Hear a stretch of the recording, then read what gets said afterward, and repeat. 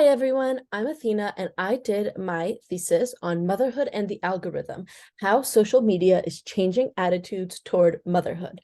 So here I do want to clarify that when I say the algorithm and social media, I'm really focusing primarily on TikTok. So first, I would really like just to go over a brief history of motherhood in the US. So starting in the colonial era, here we see that motherhood was really quite different from how we think of motherhood today. Work and the home were not really separated. Families were self-sufficient. They produced their own food and material goods, and both parents participated in the labor it took to produce the goods and the food. And really, colonial Americans viewed the father as the moral guardian of the family. He was responsible for the character of his children, for shaping them to be respectable religious adults, which is generally, aside from the religious part, something we really view as more of the mother's role to be the moral guiding figure of the family. Really, in colonial America, mothers could become quite inessential after giving birth. They really were mostly valued for their reproductive labor. And while they did contribute productive labor, really, they were only respected for their ability to birth and conceive children. And besides that, they weren't these idolized, respected members of society that they would become later on. And really in the 18th century is where we see mothers become this moral guiding figure. We start to see the ideology that every family is guided by this self-abnegated mother. So really what played a large role in this is work leaving the home. So fathers went off to work and their role in the family shrank. However, women were discouraged from working outside the home. So they weren't working in the home and they weren't working outside the home. So really, this is when motherhood became the woman's work. She spent day in, day out, mothering and doing domestic labor. Really, after the Revolutionary War, we see a huge surge in this idealistic, virtuous mother as the ideal of the Republican mother emerges. And the Republican mother was this figure who served her nation by raising virtuous, strong, respectable, educated sons who would go into politics and would serve their nation directly. And it was also the mother's responsibility to raise their daughters to be able to raise their own virtuous, respectable sons. And while this really played a role in confining mothers to the home, it did bring some opportunities for education, as women would argue, how are we to raise our own educated sons if we are not educated ourselves? So this kind of takes us into the different waves of feminism. And really for this thesis, we mostly need to focus on the last two, the third wave and the fourth wave. So the third wave was very similar to the second wave, which was categorized by a lot of fighting for equality in the public sphere of work and politics, as well as reproductive rights and their sexuality. However, the third wave was much less of a collective movement than the first two waves, and it was heavily inspired by postmodern thinking and a motivation to fight back against societal constructs. So really, third wave feminists were very focused on reclaiming their femininity and their sexuality. And one of the themes and ideas that emerges in this wave is choice feminism. And choice feminism has been a pretty tricky topic in the realm of feminism ever since it really became popular. And what choice feminists believe is that any decision a woman makes is inherently feminist. So even if she's upholding the patriarchy or misogynistic stereotypes, because she made that decision herself, it is inherently feminist. And I think it's easy to see where that would become a very tricky topic. And really, what catalyzed the shift from the third wave to the fourth wave was the rise of the internet. So the internet really facilitated the spread of feminism, and it created this call out culture where misogyny and sexism was no longer tolerated.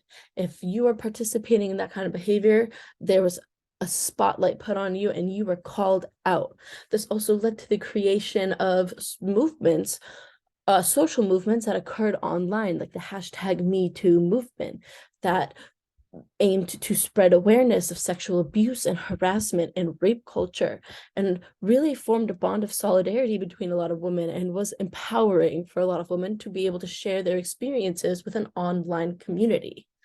And now to take our shift back to mothers, the current standards for mothers, really what we've seen over time is that a lot of advancements have been made in the public sphere of work and politics, but few advancements have really been made in the realm of the private sphere and family life. So this one study, which looked at attitudes towards women from 1977 to 2016, showed that the traditional view is declining, with this traditional view being defined as the belief that women should not work and that they should stay in the home and do the domestic labor. So even though this view is rapidly declining in popularity, it's being replaced by a new traditional view that these researchers define as a pro-public, anti-private ambivalence. So these people are supporting gender equality in the public sphere and opposing it in the private sphere, meaning they support a woman's right and ability to work and engage in politics, but they believe that she should still be doing the domestic labor, that the domestic homemaking work is a woman's duty. And what this does is it really increases the expectations that are put on American mothers, as they are now expected and encouraged to work while also being expected to perform all of the domestic duties. And now I'd like to quickly look at what is TikTok and what is the TikTok algorithm? Why is it such a big deal? I'm sure the majority of people watching this video know what TikTok is. It is massively popular right now, one of the most popular social media apps out there. But it's very different from traditional social media apps that usually serve to connect us with our friends and family and local community, whereas TikTok is really focused on this huge, broad outreach and entertainment. Its main feature is this algorithm-based For You page, which is a curated stream of videos from various accounts that are not followed by the user. And this is really what separates TikTok from other social media apps. So all social media apps rely on an algorithm. Algorithms are just these invisible mechanisms that are used to suggest content to us based on various inputs. So Instagram uses an algorithm, Facebook, Google, YouTube, they're everywhere. But TikTok is different because it's very secretive about how its algorithm works, and this has created a lot of suspicion. So a New York Times article wrote about a document that was shared with them by a TikTok employee who was concerned that this algorithm is showing dangerous content to kids because it is not actually based off what you like. It is just suggesting you content and seeing how you interact with it. So kids are getting suggested this depressing, suicidal content, and this employee was scared of the effect it could have on their mental health. A Wall Street Journal into the algorithm was motivated by the same factor of what is being shown to kids by this algorithm. And both the document and the Wall Street Journal investigation showed that TikTok is not being honest about how its algorithm works. So it is not just presenting you content based off what you like and interact with and comment on and the hashtags you usually like. It is looking at every minuscule interaction you have with the content you see. And it's analyzing this to see not just which content you like the most, but really what keeps you on the app the longest. And so to do this, they will suggest you many different kinds of videos. And this kind of takes us into one of the positives, which is TikTok as a tool for knowledge sharing. So a lot of studies have found that TikTok really can play a role in facilitating political conversations and bringing attention to various social justice causes, because people don't need to seek out this information. It is brought to them by the algorithm so that the algorithm can test how they interact with it. And if this piques an interest in the user, the algorithm will suggest them more of it based on how many times they watch the video, how they interact with it. And this is also really helped by the duet and stitch features of the app. This allows for something called meta voicing, which is adding your own commentary and opinion to this existing conversation.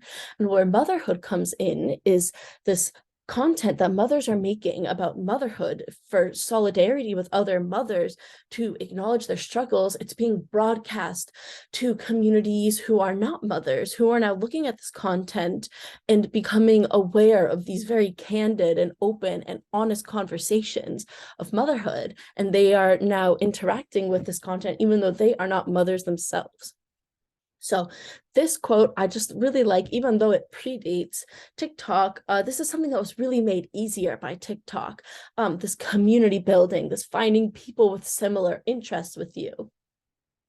And now just to go over how TikTok can be used for research and what are my next steps, I'm planning to do a qualitative content analysis of different posts about motherhood on TikTok. So I want to look at the posts themselves, who posted it, what's the sound they're using, what images are shown, but also what is the conversation surrounding this post? What are the commenters saying? Are there duets? Are there stitches? How are people interacting with this content about motherhood, and how is it informing our current attitudes towards motherhood? So that's my plan for my next steps, and thank you for watching.